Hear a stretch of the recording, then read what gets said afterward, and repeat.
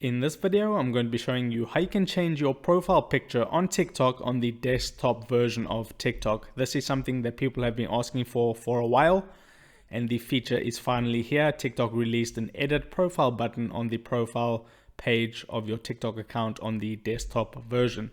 So all you need to do is go to tiktok.com on your PC and log in. This will work on both Windows and Mac.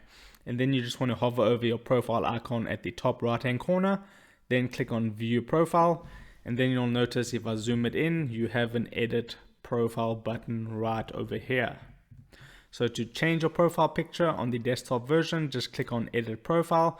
You can now see it says profile photo, and here's your current profile photo. To change that, just simply click on it, and then you want to locate the file. So in my case, it's in my downloads folder. I will select it, and then I'll click on open.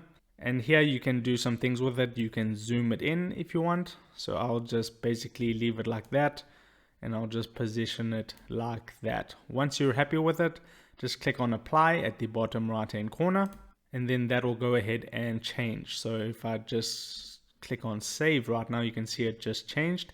So now I need to click on save at the bottom right hand corner.